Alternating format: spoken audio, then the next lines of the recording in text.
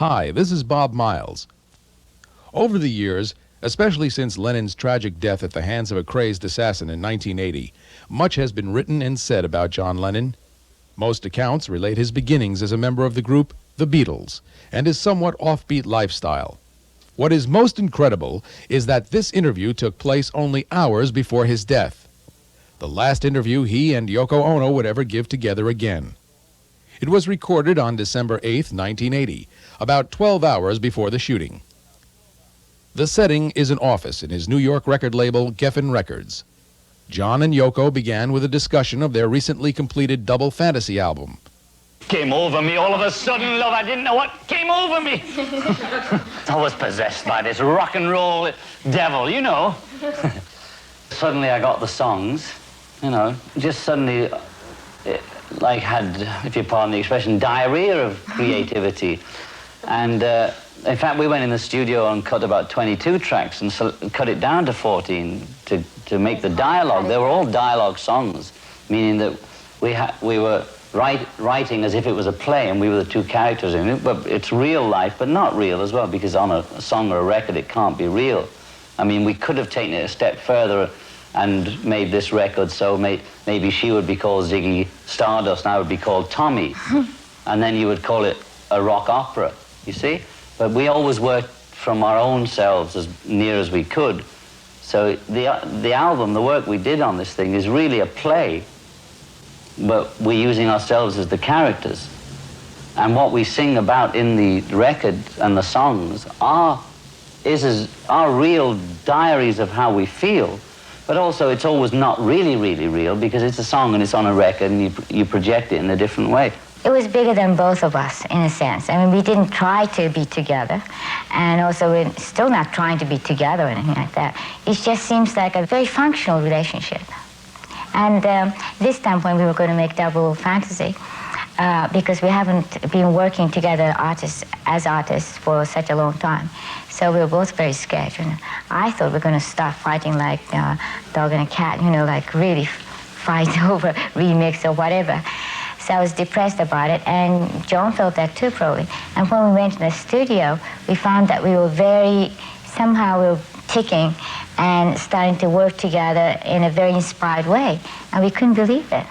It was really, truly a dialogue in that sense, you know, that I would make one song and sing it to him over the phone, and then he reacts, you know, to that in a way, and then he would write another song, and vice versa, you know, he would write a song, and I was like, oh, all right, that's how he feels, okay, how about this? You know, it was really interesting. We had discussed going back in the studio, but I didn't have the material, but I wasn't worried about it because I thought, well, I haven't done it for a long time, maybe if I switch into that, there'll be something there, but it just sort of came. And I called her because I was in Bermuda with Sean, and she was here in New York. I called her and I said, well, look, we were talking about recording. It must have triggered something off here because I'm getting all this stuff. And I started singing it to her down the phone or playing a cassette. And she would call back 2 hours later and say, well, when you sang that, Losing You, or she'd come back with Moving On or something. And then I'd say, oh, Moving On, okay. And then I'd be swimming or doing anything. Suddenly something else would come, like starting over. I'd say, hey, well, look, this is what happened. And it started working, like, coming out like that. So then I couldn't wait to get back and start then. I suddenly had all this material. After not really trying, but not trying either for 5 years. I'd been so locked in the home environment and completely switched my way of thinking that I didn't really think about music at all. My guitar was sort of hung up behind the bed, literally. And I don't think I took it down in 5 years. Both of us were very nervous. But at the same time, we were so excited with the songs, you know. We knew they were going to be good.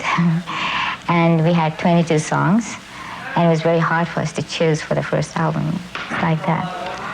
And we decided that we should put songs like Losing You and Moving On in, though some people might think they're sort of negative. But, and we tried to make sure that the whole tone of the album would be on a positive side, because that's very important. But to throw that in was very important to show that people go through that too. It's like a catharsis, you know, that people will go through that with us and see what happens. And then in the end, hard times are over for a while maybe, but you know, that sort of thing.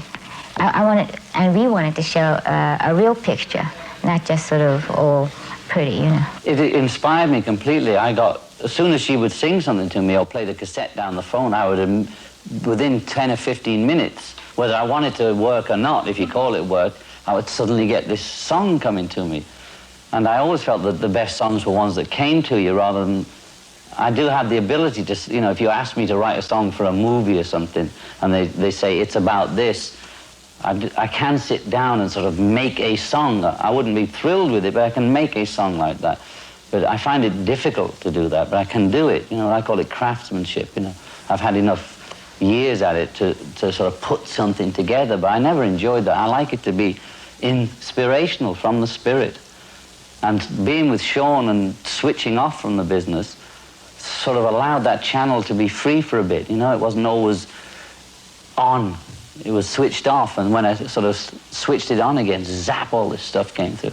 So now we're already, well, we did enough material for the next album, almost half as much, and we're already talking about the third album, so we're full of vim and vigor. It was very strange. Just when we finished stringing the songs together for the album, and we were saying, it's over, we're finished, you know, we strung it together, and then in the next room somebody was saying, quick, come over here because starting over is playing. So we just rushed to that room, you know, and we heard it for the first time with that ding, ding, ding, you know. By the way, that's the ding, ding, ding, that's sort of a bell for wishes, you know. And if you make a wish and you hear that ding, ding, ding, you know, and your wish will come true. So it's that one. So it sounded so good, you know, so good, and we just felt like, oh, well, we did it then, we did it, you know. But sometimes you think, wow, yeah, great, this is great, we've done it. And then the next time you hear it, well, she's not quite the same as I'll think, no, this is not right, it's not right. Yeah. So I would go yay and nay on it all the time.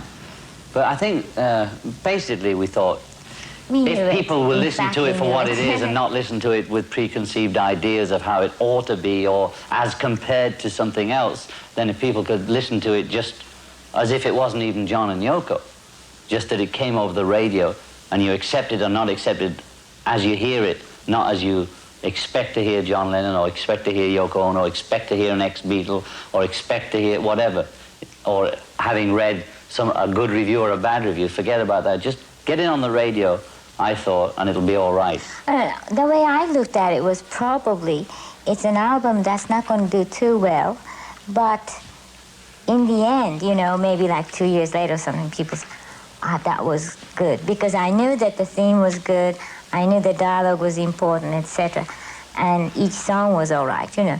So I had a feeling that even if it takes a long time, people would know about it, you know.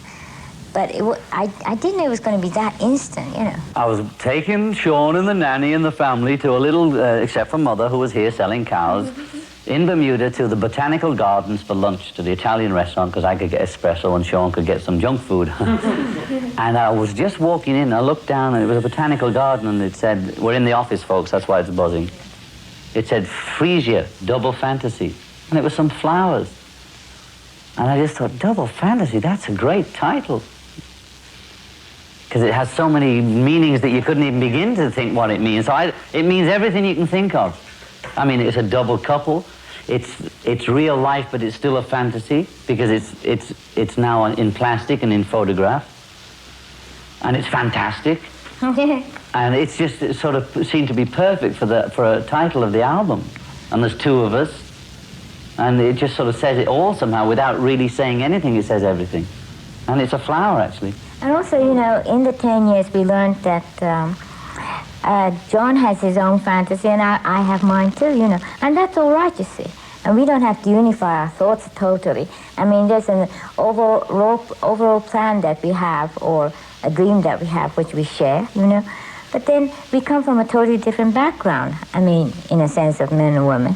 And that's fine. So we're showing the difference of the fantasies too. The discussion now takes a turn from the artist John Lennon to the man and daddy John Lennon. Indeed, during the late 70s, John had all but forsaken his music to concentrate on being a husband and father. a role he enjoyed immensely. I met John and Yoko in 1977 in New York Central Park.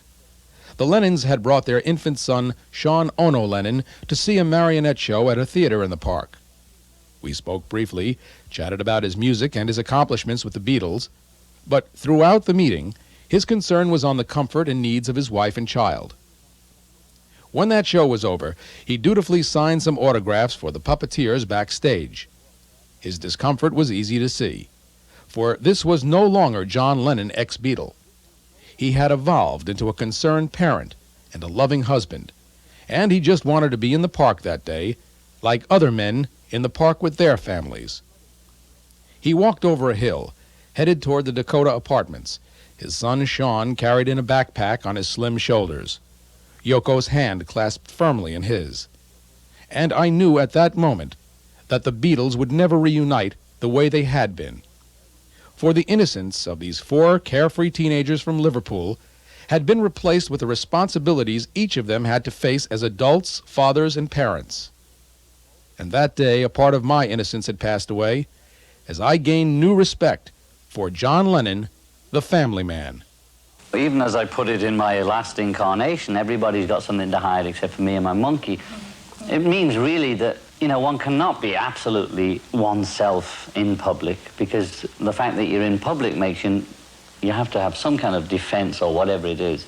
But we always tried, from whether it's from Two Virgins through Imagine, through anything we've done together, the films we made together, always tried to get as near to the uncensored, as it were, for what we are, not to project an image of something that we're not. Because having been in that sort of pop business so long and tried to retain myself throughout it, but obviously not always being successful at that, it was most uncomfortable when I didn't feel I was being myself. You know, when I would have to smile when I didn't want to smile. And it became like all that, like being a politician, you know. And what I really got through this 5 years is I'm not running for office. I like to be liked. I don't like to offend people. I would like to be a happy, contented person. I don't want to have to sell my soul again, as it were, to have a hit record. I've discovered that I can live without it, and it makes it happier for me. But I'm not going to come back in and try and create a persona who would not be myself. It was very hard for him because people were very suspicious about it. You know, like, what are you doing now? Oh, I'm not doing it. Well, when is your next album coming? You know, that sort of thing. And even now, when he declares that he's a house husband, I mean, it's an aspect of it that, you know, when it was on the news, a newscaster who's a guy was definitely very embarrassed. You know, oh, well, he's now a house husband, so he claims, you know, that kind of thing. And his face was changing, you know. And I think it's a very courageous thing to do. And a lot of people say, oh, I mean, this album is just full of love songs. What's that, you know? But he knows all that aspect. It's very easy for him to do a macho song, you know. Just another rocker, you know, and say you know, whip a woman or kick them out of the room or whatever, and get drunk and with the boys, you know. I mean, that image is so prevalent, you know, in the rock world, and it's so easy to keep that up, you know. But at the time that is the macho image, to come out and say, I'm a house husband and here I am with a son and I still love my wife, which is, you know, people get embarrassed, you know. What is that, you know? He was born on October the 9th, which I was, so we're almost like twins.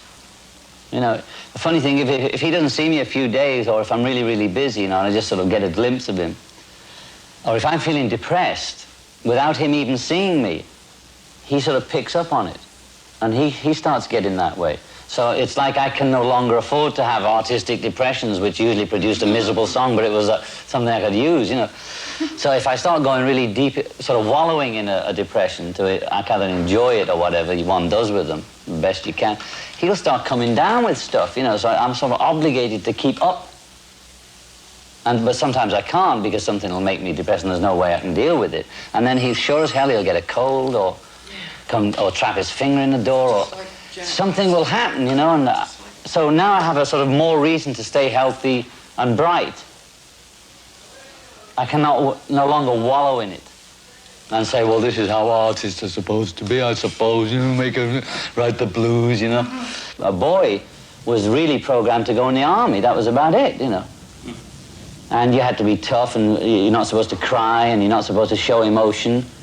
And I know Americans show more emotion, are more open than English people, but it's pretty similar over here. There's that Calvinist, Protestant, Anglo-Saxon ethic, which is don't touch, don't react, don't feel. And I think that's what screwed us all up. And I think it's time for a change. I took the time. Any famous star or whatever it is where you come under, and I'm not going to name any names, but many of them that have problems with their kids, either killing themselves or in various ways. I don't buy that bit about, quality over quantity. You know, like an hour a week of intense rolling in the hay together is better than 20 minutes every day of you being bitchy and just being yourself around him. So I don't try and be the God Almighty kind of figure that never is always smiling and such this wonderful father. I'm not putting out an image of this person who knows all about... Nobody knows about children. That's the thing. You look in the books, there's no real experts. Everybody's got a different opinion. You learn by default in a way. And I made a lot of mistakes already, but what can you do? But I think it's better for him to see me as I am. If I'm grumpy, I'm grumpy. If I'm not, I'm not. If I want to play, I'll play. If I don't, I don't. I don't kowtow to him. I'm straight with him as I can be. And yes, I can afford to take the time, but anybody with a working wife might be able to afford to take the time if they're not really got a working wife because they're poor and they both have to work. But I know lots of dads who aren't working that hard, who are just sitting in an office all day anyway to avoid life, you know. I mean, they're sitting behind desks and they're doing nothing, just shuffling paper, right, waiting for lunchtime to get a cocktail. But I don't buy that, my career is so important that I'll deal with the kids later bit, which I already did with my first marriage, my first child, and I kind of regret it. My other son by my first marriage is 17. I don't remember seeing him as a child. It didn't even enter, like most guys are 24, 25. They're too intent on their career, really. Well, Yoko was a poor artist when I met her, okay? And living in not the best conditions. And she had a child, and the child went wherever she went. You see, she didn't treat her first child like I treated mine. Stage, She took her on stage, a little squirking thing and she would take her when they were making movies, because I saw, before we got together, I've seen her work and the way she worked, and the Kyoko was running around all over the place. And there are many artistically inclined people that have worked like that in the past, not since the 60s, but in the 30s and any other time. So even if I was poor, it's the state of mind I'm in. I would work out some way for him to be around us somehow, okay? I would have chosen my career to suit that. You don't have to be rich to love your kids. I learned a lot from the child, because they're not hypocrites and they're not phony, and they know when you're he knows already, already he makes me feel, anybody with a child that spent any moment with them, and it's good for you, I think, because one does tend to fool oneself, and the kids don't buy it. He was saying, remember, that he wants to be a daddy when he's older. Oh, yeah, this is because I hadn't been in the studio for 5 years or whatever, so he's used to me being around all the time. Because it's a pleasure for me to hang around the house. I was always a homebody. I think a lot of musicians are, you write and you play in the house anyway. Or when I was wanting to be a painter when I was younger, it was all in the house, or write poetry, it was always in the house.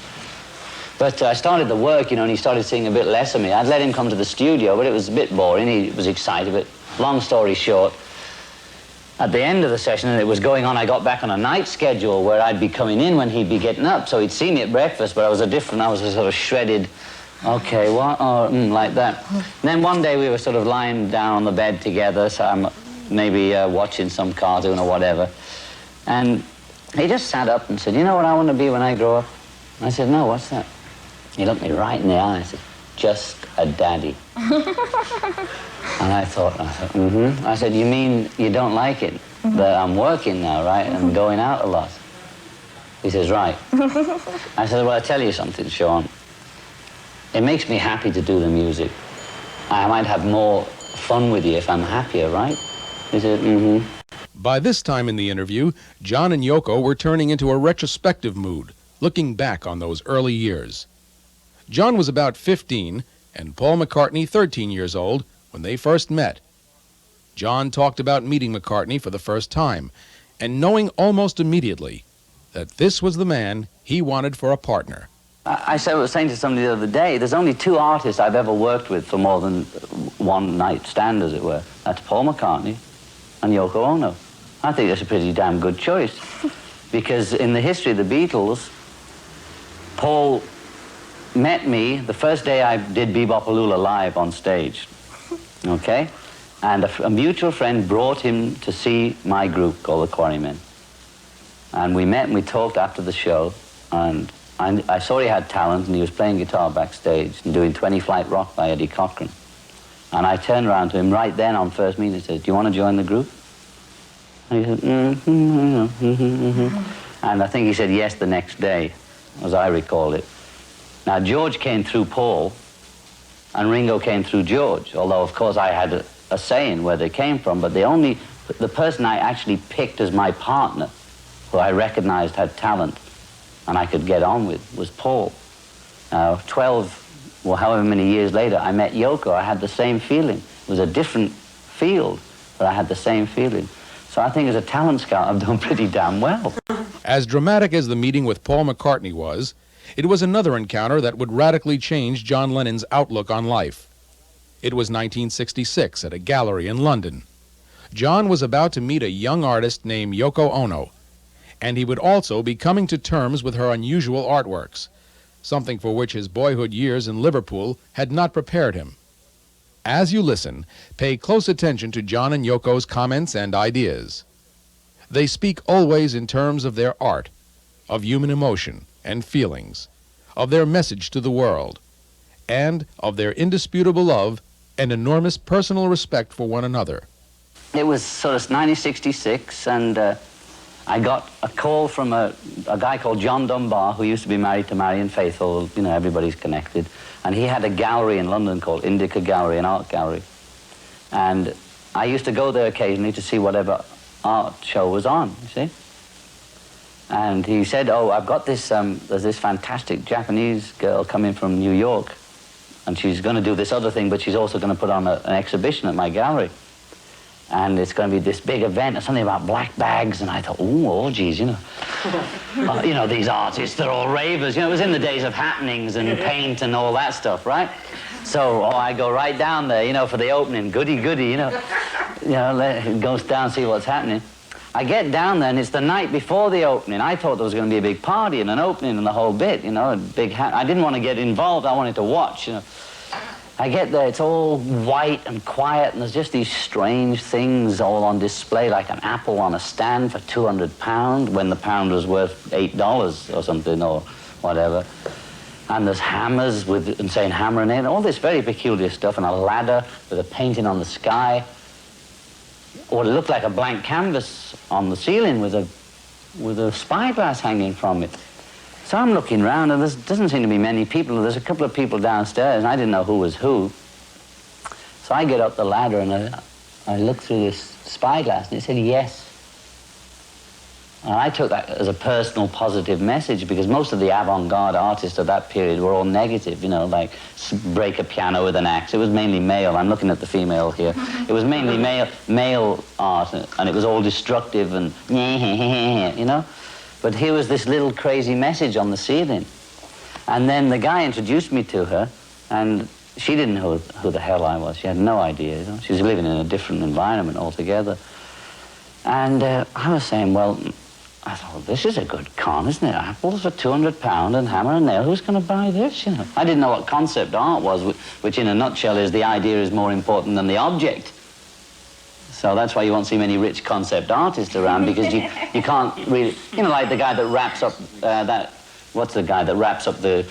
Christo wraps up things. Well, he doesn't expect you to buy the canvas. What he's doing is selling you this idea, whatever it is he's projecting. It was the same kind of thing, but I hadn't come across it before. I was thinking, how do you sell a nail and a hammer, you know? So anyway, I said, the gallery owner was all fussing around. He was thinking, well, is he going to buy something? And she's ignoring me, you know. So he introduced us, and I said, well, where's the event, you know, where's the happening? Because I'd seen the bag. So she just takes a card out and gives it to me and just says, breathe.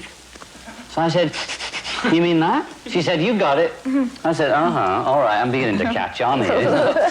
So, and then I see this hammer, this thing hanging. I just remember his nose. He did it exactly like that. Well, you know, what else are you going to do? That was the big event, you know? I mean, all the way from New York for that. So I see the hammer hanging on the thing with a few nails underneath. I said, well, can I at least hammer a nail in? You know, I've come all the way from the suburbs for this. And she says, no. Because before the opening, and I wanted everything to be right, you know. The thing messed up, you know. So anyway, the gallery owner has a little word with her, and she says, she comes over and she says, all right, there's no smiling or anything, because you know how she is. She's not running for office. She never was. So she looks at me and she says, you give me 5 shillings. Give me 5 shillings and you can hammer a nail in. So I looked at her and I said, I'll give you an imaginary 5 shillings and hammer an imaginary nail in, okay? And that's when we connected really, and we looked at each other like, you know, that sort of, something went on. Well, I didn't see her again for a few weeks. We went to a Klaus Oldenburg opening, and we were all, I went with Paul, and I don't know who she was with, but I got separated from Paul, and I felt this sort of vibe behind me. And I looked round, and there she was, you know? And we were both very shy, believe it or not, and I don't know what I said. We said something. We didn't really get together till 18 months later. We didn't make love till 2 years. We knew, you think we're rock and rollers, you know, all the life that people lead. I really, really needed to be with her, wanted to be with her, and could not literally survive without her as a functioning human being. I just went to pieces, and I didn't realize that I needed her so much. I needed her more than she needed me, and I always thought the boot was on the other foot. You know, and that's as honest as I can get. And the image is always, because the pop star, and Burt Reynolds said it, and God bless him, that the women have always kicked him out. And Yoko kicked me out. I didn't go off on I'm going to be a rock and roll bachelor. She literally said, get out. You know, and I said, okay, I'm going. You know, I'm going bachelor free. I'd been married all my life. You know, I'd been married before Yoko, and I immediately married Yoko, so I'd never been a bachelor since I was 20 or something. So I thought, it was god-awful. And the other thing I want to say about Burt Reynolds, Barbara Walters asked him, what do you want to be remembered as? And he said, the best father that ever was, yeah. And I thought, thank God, you know, I began to feel maybe I'm the only father that's interested in relating, and is it going to become, oh, John Lennon's now selling this family business, and he's been through peace and love, and now he's coming on like daddy and all that. And I'm only talking about it because that's what I've done, and that's how I feel. And admitting that it is that I'm more feminist now than I was when I sang Woman is the Nigger. I was intellectually a feminist then, but now I feel as though at least I've put my body where my mouth was and tried to really live up to my own preachings, as it were. And to see somebody like Burt Reynolds, who is the world's #1 male star over all the pop stars worldwide, to have the guts to say he wants to be known as a father, I thought, oh, great, I'm not going to be alone on this one. When we got together, and of course there was an element of being sort of like really crazy about each other or something. So that was all right. But, you know, when his macho side was sort of coming out, you know, here and there, and I was like, what is this, you know?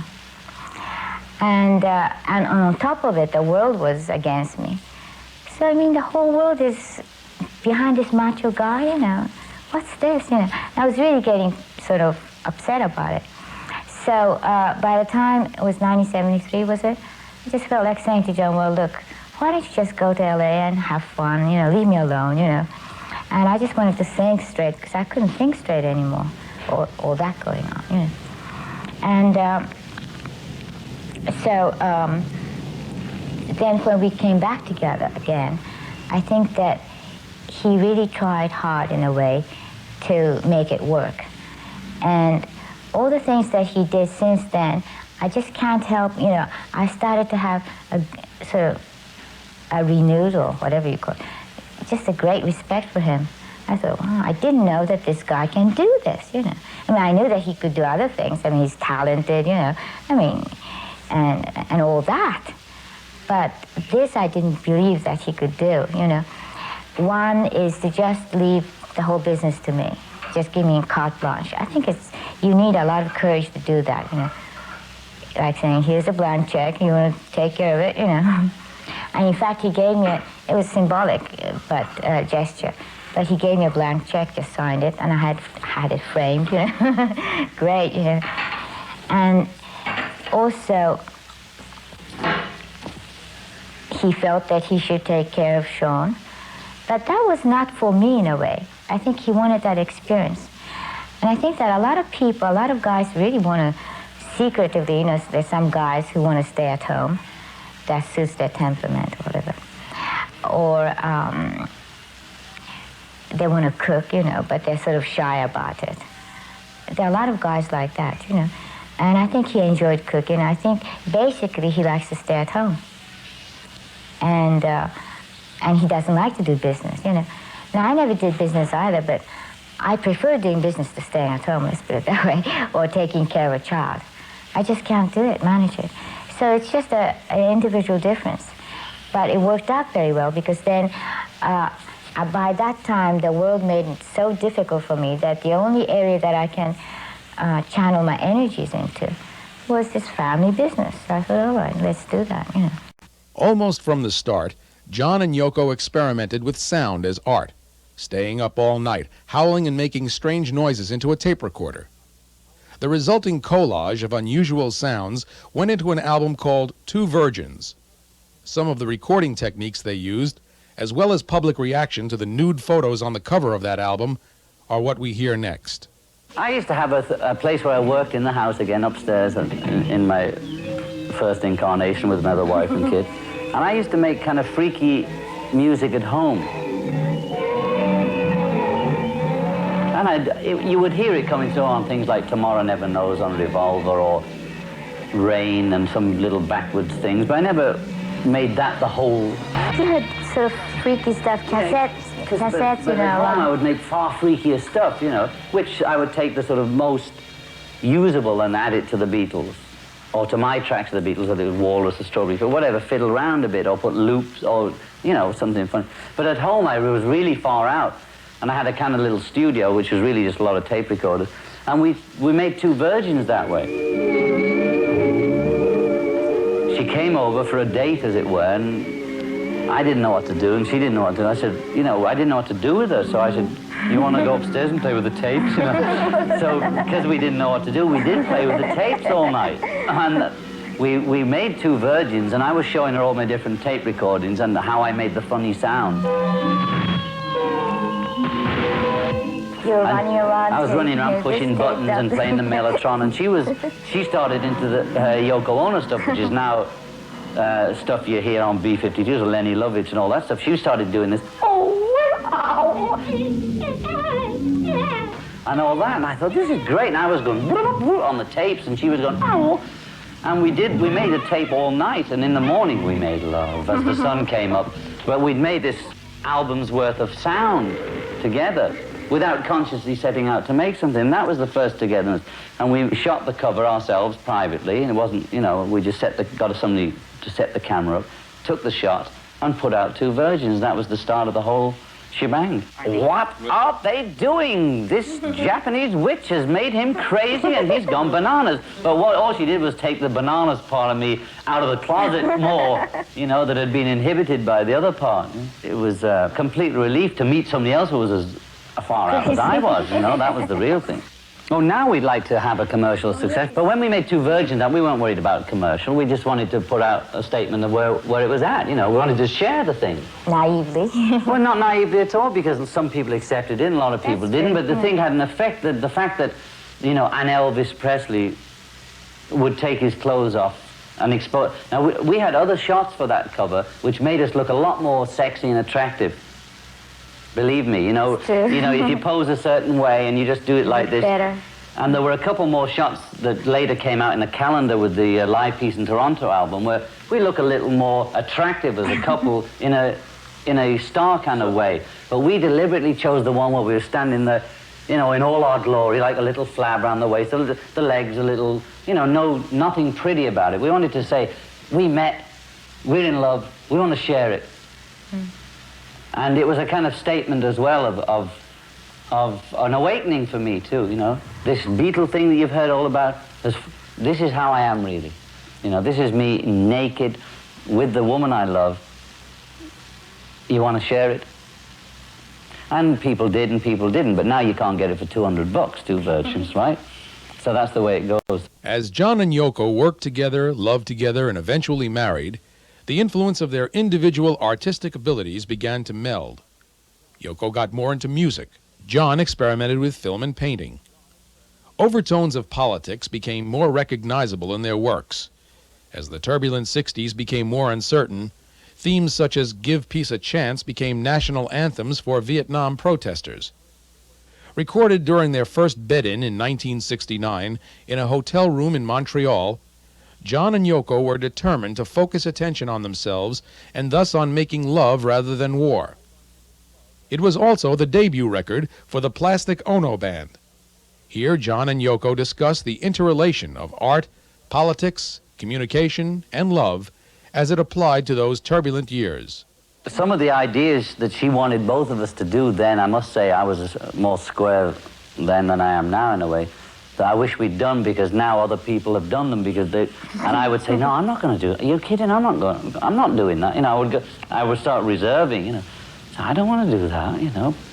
We're in enough trouble as it is, you know, let's not do that. And also I started to feel guilty because, for instance, he wrote a song called Part of the People, which is a very powerful song.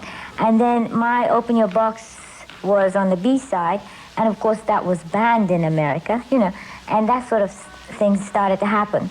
So I felt that maybe I was doing a disfavor to him in a way because, well, you know, he could be #1 all the time, but now because he's involved with somebody a bit radical or this and that he's getting that, you know, well, if you ban the B-side, you're banning the single, you know, there's that sort of thing. And I was starting to feel guilty a bit. But on the other hand, well, we did a lot of interesting things and we were having fun, you know, as well. It was exciting. Women is the Nigger of the World, which is the was first... free. That was banned, Woman is the Nigger of the World, because of the word nigger. Now, I had Ebony and Jet both say they are not offended, and we went down there with Dick Gregory, and just in case there were any questions there. And the statement, Woman is the Nigger of the World, was made by Yoko in 1967 or 8 to an English woman's magazine called Nova, which was a kind of Vogue. And she was on the cover, and the title was Woman is the Nigger of the World. So I immediately stole the title and wrote a song. It didn't come out till 71. And there was all this hullabaloo about the word nigger, but the hullabaloo was from the white community, you know, not from the black community, because they understood where it was coming from. Because they don't think that they're niggers, and that's why they didn't care. But I mean, the whites, you know, basically said, well, niggers, well, that's terrible. She came from a background of classical music, studying piano at 5 and all the things that rich kids do, you know. And Schoenberg and Webern, she'd studied at Sarah Lawrence and all that. I didn't know any of that stuff, and she was turning me on to it. Even Bertolt Brecht. I knew it when we did sometime New York City. To me, we were doing a newspaper. So one would rush it out into print, you see. So there were mistakes, say a little harmony wasn't perfect. We didn't go back and perfect every note. We just printed it out, you know, and sometimes there's words missing or something like that. And it was later that she said, well, you know what we did there? I said, no, we got into a lot of trouble, that's all I know. And, you know, the harmony's funny or something, you know? Because we had her idea again. She had Chairman Mao and Richard Nixon dancing naked on the cover. It wasn't really their bodies, we just stuck their heads on. Well, the record company stuck a label on it in the supermarkets, and you couldn't even get it off when you went home, you know? And there was no genitals, nothing on it. But anyway, and I started getting down about that record thing. It was a mistake. Even though we tried to say something about women, we tried to say something about love and peace or whatever, the war, that, you know, we got into so much trouble. And so she then took me to see Richard Foreman's production of the Threepenny Opera of Bertolt Brecht, which I don't know when it was originally out, in the 20s or 30s. I said, oh, I see, so we're not alone, you know. I don't know what happened to Brecht when he first put that out, but it was the same idea, meaning, you know, to make a statement on the society right now, right away, and no BS. Just say it, you know, I think this is wrong, that's right, that is my opinion. Communicate is the thing. It's that need to communicate. Politics was in the air those days, come on, I mean, you know, you couldn't avoid it, right?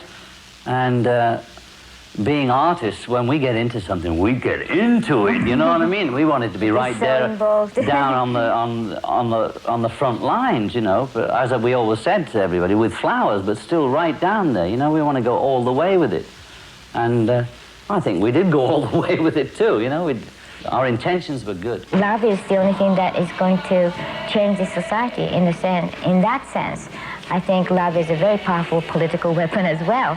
And I think that if we go on like this, we have a choice of becoming used by the capitalist society, in a sense that we'll all become just components of the capitalist society, and finally be replaced by the computers, you know.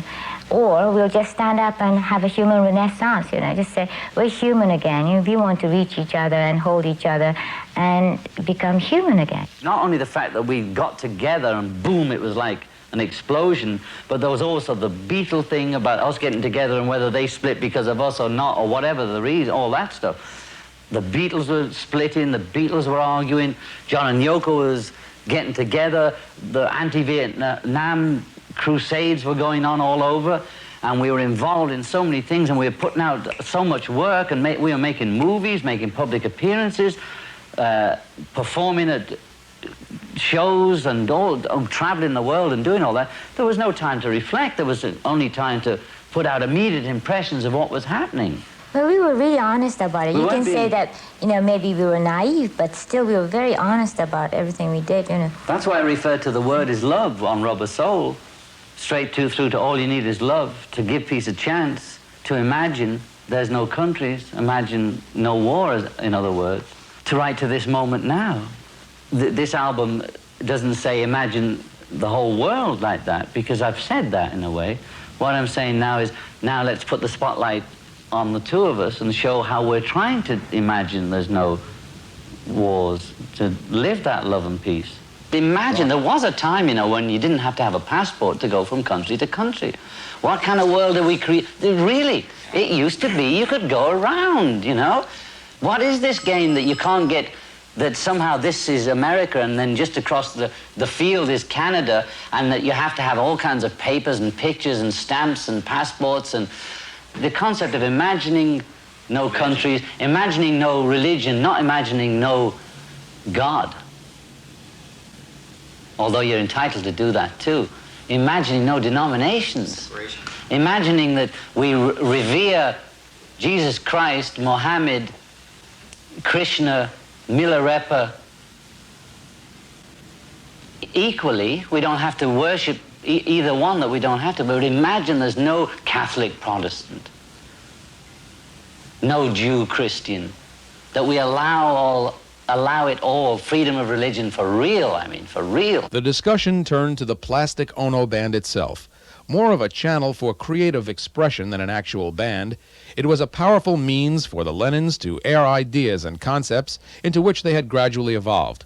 This time they're ready for us, man. We can go on and do our stuff without even changing a thing. We could go on right back, and I dug out the old records we'd made. I dug out the B-52s, and then I talked to my assistant who tried to turn me on to them 18 months before, but I said, no, I'm not into the music now. I didn't want to hear anything. He was trying to play me Pretenders and Madness and all that stuff, and I didn't want to listen to it. And I said, give me some more of this. What's going on out there? He brought all this, you know, cookie, whatever you want to call it, stuff in, and we looked at each other and we said, ha-ha.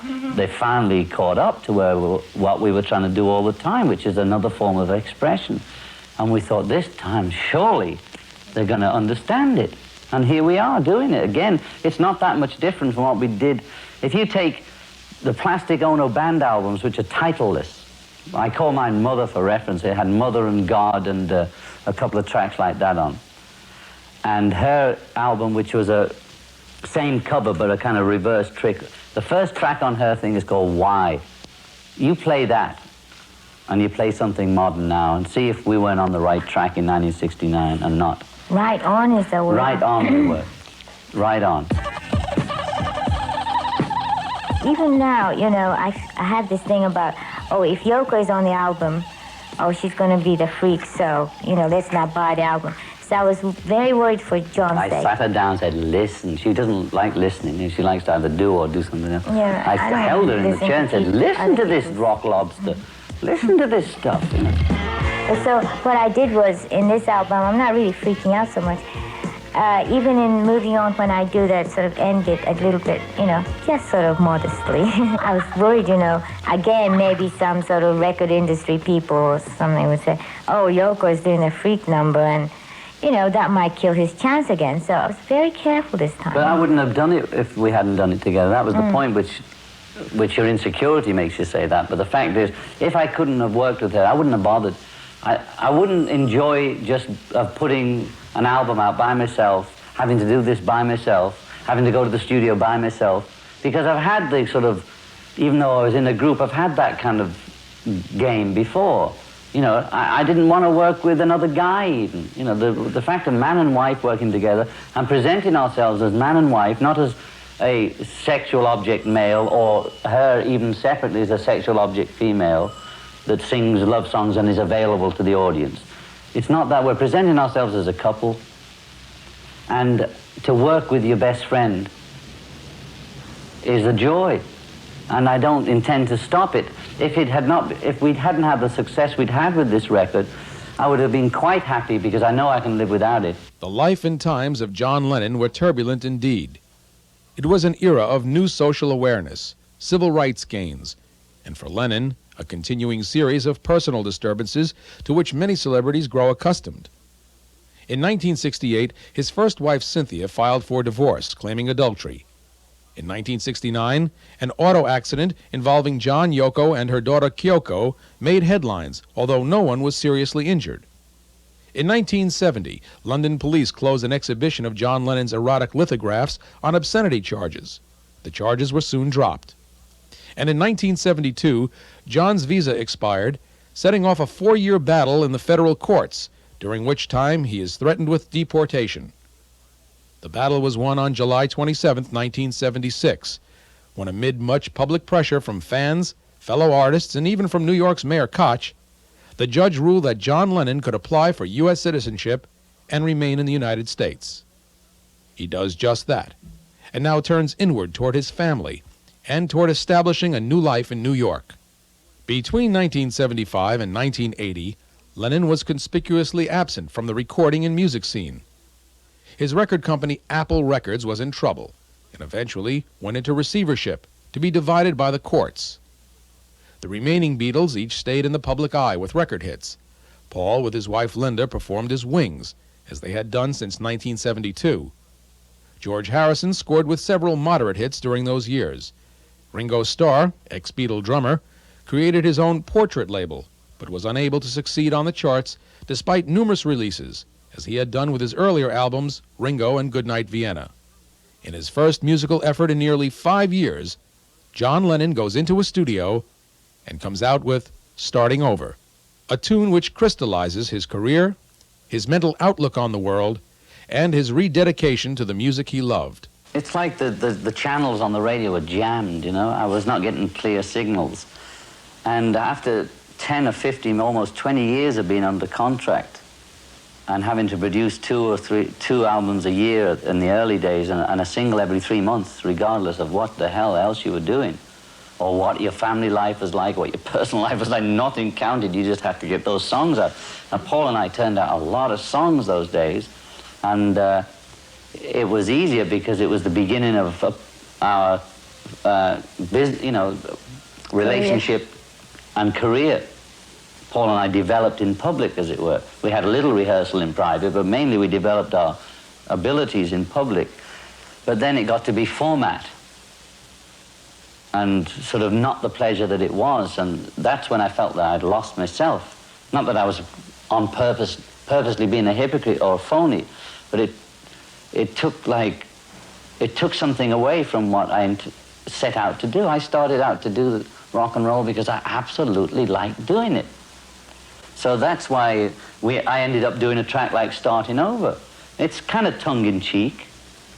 You know, it's that, you know, it's sort of a la Elvis and that. And I I hope people accept it like that. I think it's a serious piece of work, but it's also tongue-in-cheek, you know. I mean, I went right back to my roots. All the time we were doing it, I was calling it Elvis Orbison, you know, and it's not going back to being Beatle John in the 60s, it's being John Lennon, whose life was changed completely by hearing American rock and roll on the radio as a child, and that's the part of me that's coming out again, and that's why I'm enjoying it this time. I'm not trying to compete with my old self or compete with the young new wave kids or anything like that that are coming on. I'm not competing with anything. I'm trying to go back and enjoy it as I enjoyed it originally.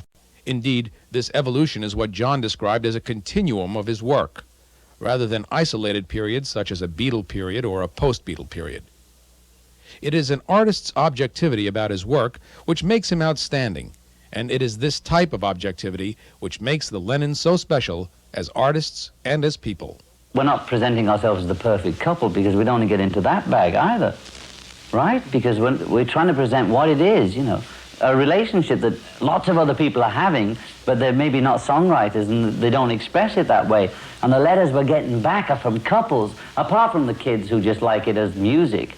The main excitement is the letters from people who are married with kids, or not necessarily married, but relating together and realizing that we're not selling ourselves as the perfect couple. We have our problems. We've had our problems. No doubt we'll have problems. But, you know, we're trying. We want to stay together. We want to be a family. And that's the kind of level we're relating to. I am not aiming at 16-year-olds. If they can dig it, please dig it. But when I was singing and writing this and working with her, I was visualizing all the people of my age group from the 60s. That's true. Being in their 30s and 40s now, just like me, and having wives and children, and having gone through everything together, I'm singing to them. I hope the young kids like it as well, but I'm really talking to the people that grew up with me. I'm saying, here I am now. How are you? How's your relationship going? Did you get through it all? Wasn't the 70s a drag, you know? Here we are, well, let's try and make the 80s good, you know? Because it's still up to us to make what we can of it. It's not out of our control. I still believe in love, peace. I still believe in positive thinking. When I can do it, I'm not always positive, but when I am, I try and project it. Well, overall, we're getting more and more positive, aren't we? Because we survived. That's the thing. You have to give thanks to God or whatever it is up there, the fact that we all survived. We all survived Vietnam or Watergate or the tremendous upheaval of the whole world that's changed. We were the hip ones in the 60s, but the world is not like the 60s anymore. The whole map's changed, and we're going into an unknown future, but we're still all here. We're still, while there's life, there's hope. Starting Over was released only 5 weeks before John Lennon's life ended. His outlook was that the world should survive, and that music should enrich the mind, uplift the spirit, and reflect the times in which they were created. I'm 40, I want to talk to the people my age. I'm happy if the young people like it, and I'm happy if the old people like it. I'm talking to guys and gals that have been through what we went through together, the 60s group that has survived the war, the drugs, the politics, the violence on the street, the whole shebang, that we've survived it, and we're here, and I'm talking to them. And the woman song is to Yoko, but it's to all women. And because my role in society, or any artist or poet's role, is to try and express what we all feel, not to tell people how to feel, not as a preacher, not as a leader, but as a reflection of us all. And it's like, that's the job of the artist in society, they're not some alienated being living on the outskirts of town.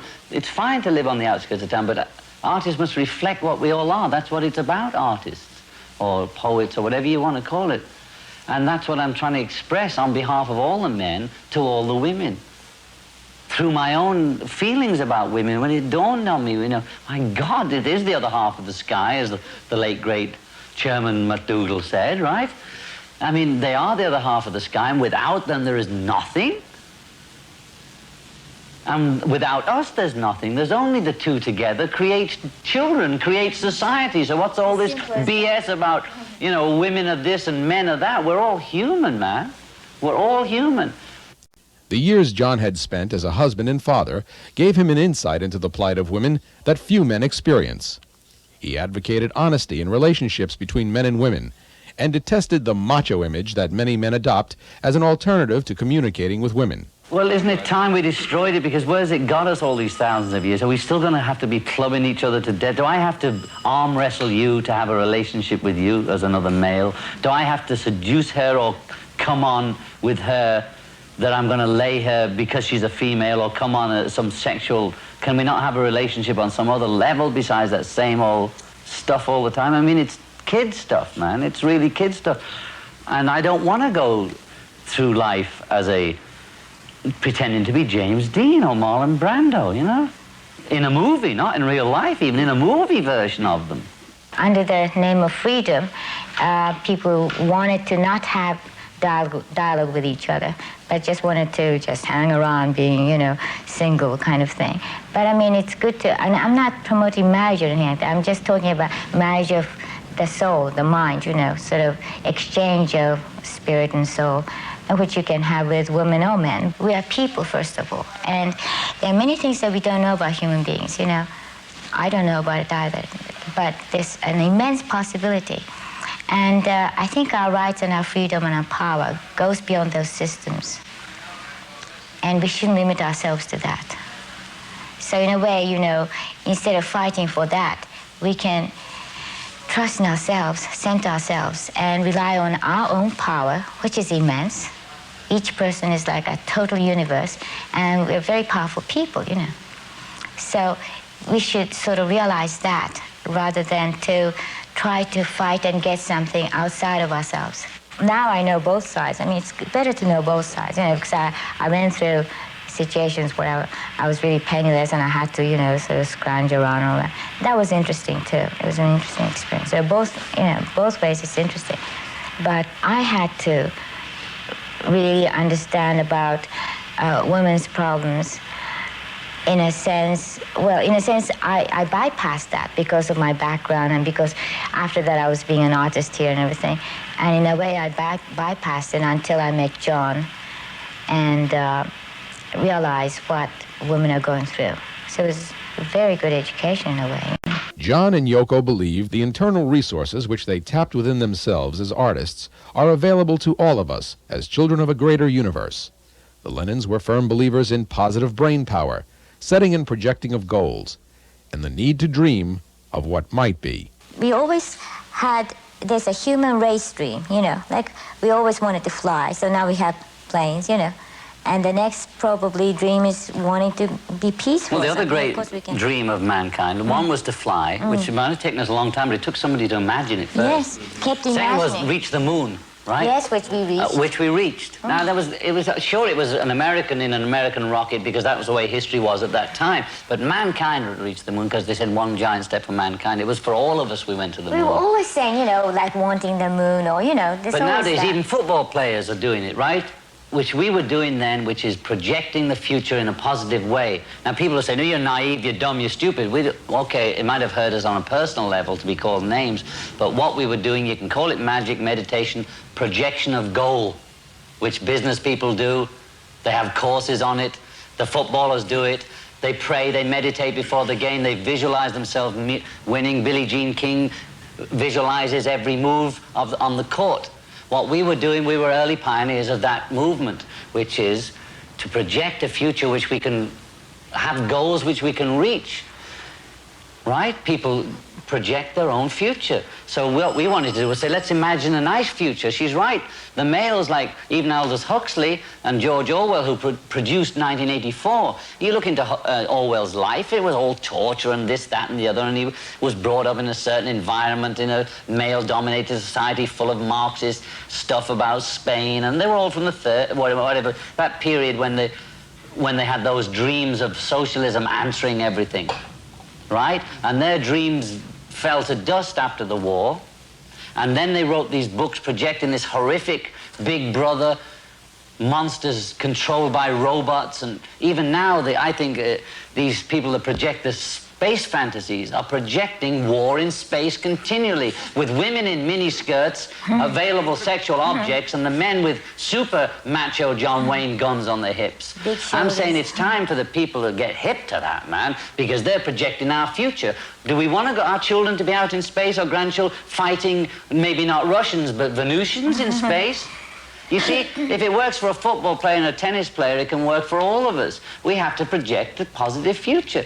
I mean, I think that's what Christ and Mohammed and those people were saying in their way, in their time, for their society. When I do go through that terrible insecurity of the world is collapsing and going crazy, it doesn't make sense anymore, wouldn't it be easier if I was just along with these people, this few hundred or few thousand that all think the same way, and it makes life easier like that? People realize that it's not the end of the world.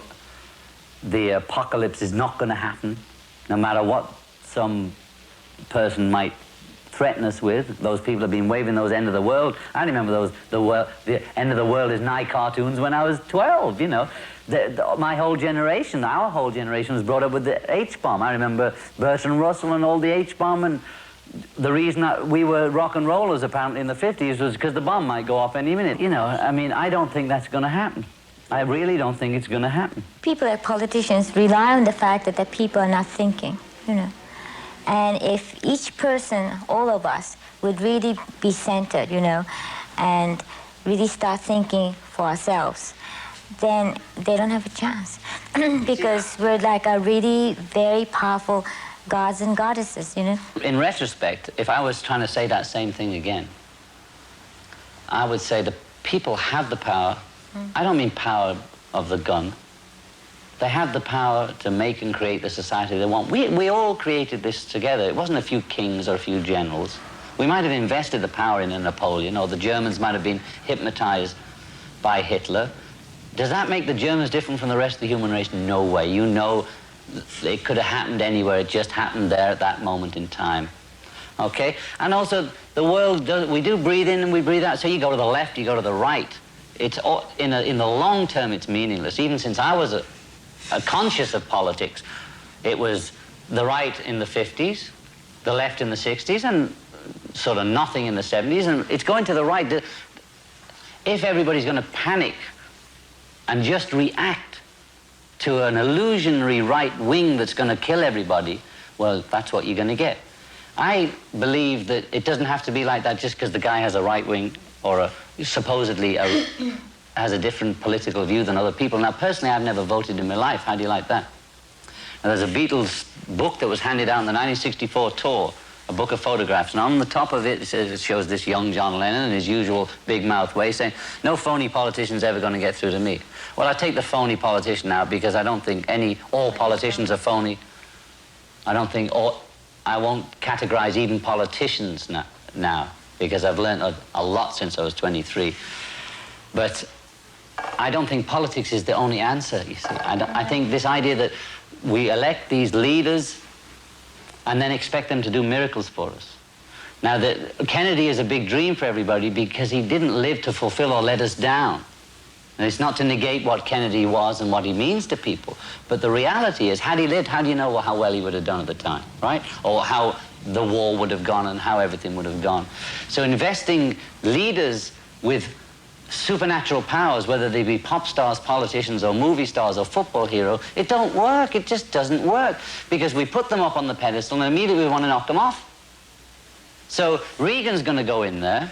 All the so-called rightists are all going to be waiting for him to do what they want. And when he doesn't, because it's impossible, because the presidency is such a vast, awe-inspiring position for any man to be in, and it means a lot more than some local right-left group, that he cannot possibly fulfill the dreams of the right wing, the same way as Carter or Kennedy could never fulfill the dreams of the left wing. People are believing in projecting their own power, visualizing goals, visualizing positiveness, and doing these things that are changing the world. It all takes time. You see, I think that the bit about, you know, the 60s, we're all full of hope, and then everybody got depressed, and the 70s were terrible. That attitude that everybody has, that the 60s was therefore negated for being naive and dumb, and the 70s is really where it's at, which means, you know, putting makeup on and dancing in the disco, which was fine for the 70s. But I don't negate the 60s, I don't negate the 70s. The seeds that were planted in the 60s, and possibly they were planted generations before, but the seed that whatever happened in the 60s, the flowering of that is in the feminization of society, the meditation, the positive learning that people are doing in all walks of life. That is a direct result of the opening up of the 60s. Now, maybe in the 60s we were naive, and like children, everybody went back to their room and said, well, we didn't get a wonderful world of just flowers and peace and happy chocolate, and it wasn't just pretty and beautiful all the time, and that's what everybody did. We didn't get everything we wanted, just like babies, and everybody went back to their rooms and sulked, and we're just going to play rock and roll and not do anything else. We're going to stay in our rooms, and the world is a nasty, horrible place because it didn't give us everything we cried for, right? Crying for it wasn't enough. The thing the 60s did was show us the possibility and the responsibility that we all had. It wasn't the answer, it just gave us a glimpse of the possibility. And the 70s, everybody's going, nyeh, nyeh, nyeh, nyeh, and possibly in the 80s, maybe everybody would say, okay, well, let's project the positive side of life again. You know, the world's been going on a long time, right? It's probably going to go on a long time. But also, you know, the 60s was sort of really going out and communicating and expanding. But in the 70s, people think that nothing happened. But in a way, we went back inside us. There's a lot of very interesting magical psychic things that happened, you know, and people got tuned into. And so with the 60s expansion and 70s knowledge, I think 80s is going to be another step up, you know, and be beautiful, you know. As he entered his 40s, John Lennon realized some fundamental changes in his attitudes were taking place. In this section of our interview, he describes this mellowing of attitude which accompanies maturity. You don't get so emotionally up and down when you're older, because when you're younger, your genes are different, your hormones are different, so it absolutely has to express different. You can become mellower without becoming rigid. I'm still open to anything. I still believe almost in anything until it's disproved. I don't have any set pattern. I don't have any set answers. I'm as open as ever, but I just maybe not so... My hormones don't work the same, that's all. You know. The thing is, young people in love, and they're tender. I mean, go back to I Want to Hold Your Hand. They're very more mellow songs. What are you talking about? You know, and we're talking about starting over. We're talking about falling in love again to each other, you know. And that's the most beautiful, young, fresh thing to do. Nobody in the menopausal age can do that. So this conventional idea that if people are talking about love, that means that they're out of the game, you know, and people who are talking about, you know, I want to kick your pants or whatever, you know, or I want to kick your pants, or you know, something like that, or some violent song is right on youth or something. It's a totally wrong idea. The conversation now came full circle, from his philosophy to music once again. As John Lennon evolved into a more positive human being, so was the music evolving. Lennon saw a positive development in that many musical styles and tastes were coming together to form the fabric of 80s music. Here he describes those various styles and his work on Double Fantasy. If the oldies but goldies come on, it's one of my favorites. If I hear Bebop Lou, I can hear it over and over again. Every time it comes on, I switch up the thing, and I have the record still. If I hear Elvis, I heard him singing I Want You, I Need You, I Love You the other day. I mean, I was just in heaven. I know, of course I was going back to my youth and remembering the dates and what was going on when I heard that music. Music is just a format, and we're adding many different formats, and that's interesting. But New Wave is going to be old one day too, you know, and very soon. Yeah, it'll be old hat. The minute it's out there and it's #1, that means that it's old hat, you know. And I think it's nice to discover all different forms of music, and that's nice. Bruce Springsteen's Hungry Heart, which I think is a great record, is, to me, it's the same kind of period sound as Starting Over. I think the Cars Touch and Go is right out of the 50s. All that new wave, a lot of it is 50s stuff, but with the 80s styling. But and that's what I think Starting Over is. It's a 50s song made with an 80s approach. Look, music form never dies, you know, and that goes right back to Chopin or Beethoven or Bach, you know. They're fresh as ever, you know. And so whatever form you use is fine. However you feel then, and it's appropriate to your emotion, that's what you should use. I never believed that you can like rock or disco. I love disco right from word scratch, and all those complaints about it being all the same is exactly what I heard about Little Richard and Fats Domino. They couldn't tell the difference because the backing was always the same, the saxophones. But you could select from Fats Domino and Richard the best tracks. Lucille as opposed to some one that we can't even remember, right? with the same kind of rhythm. Also, now disco is part of the music scene. It's integrated into the whole. It's affected country and western, it's affected pop, it's affected the ballads. It is now part of the music. New wave will be exactly the same. It's another wave that joins the ocean of music. You know, that was the thing about the Beatles. They never stuck to one style. They never just did blues or just rock. We loved all music. You know, did In My Life, Anna on the early things, and lots of ballady things, you know. My Image was more rocky, you know. But if you look down those Beatles tracks, I'm right there with all the sentimental, just the same as Paul or anybody else. I love that music just as much. I'm so hungry for making records because of the way I feel. I want to make some more records before a tour, so I'd like to make at least one more album before actually just making that final decision of calling those very expensive session musicians and taking them on the road, you know?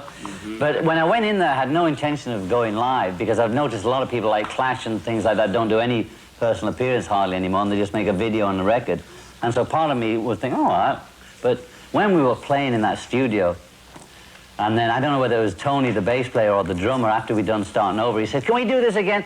I mean, let's take it on the road. And that was the first time it came. I thought, my God, this would be fun, wouldn't it? And if we can do it in the way we've done the album, which is have fun, enjoy the music, enjoy the performance, be accepted as John and Yoko, then I'd be happy to go out there. For John Lennon, his earthly ambitions of touring again would never come to pass. Sadly, the violence and inhumanity towards fellow human beings which he and Yoko had spent much of their lives trying to prevent was the very violence he encountered on December 8th, 1980. But to say that John Lennon died would be simplistic. In the minds and hearts of his fans worldwide, he will always symbolize love and peace. It was this statement in the interview which best sums up John Lennon's view of his work. Here he relates using sound on two songs, Mother, recorded in 1975, and Starting Over, recorded in 1980, to show the onward progress of his work and his survival into the 80s. And although his physical life ended that year, John Lennon felt part of a greater spiritual life, which went beyond any earthly tragedy.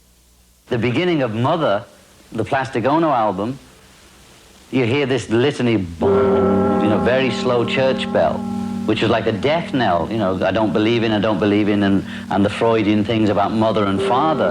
And that was a kind of negative positive. I was trying to make a positive out of a negative, but it was heavy going. And the reason this one goes ting, ting, ting is to show that I've come through. And whoever's listening must have come through or they wouldn't be here. And because I always consider my work one piece, whether it be with Beatles, David Bowie, Elton John, Yoko Ono, and I consider that my work won't be finished until I'm dead and buried, and I hope that's a long, long time. So to me, it's part of one whole piece of work from the time I became public to now. And that's the connecting point between that. And the 80s, it's like we got a new chance, you know?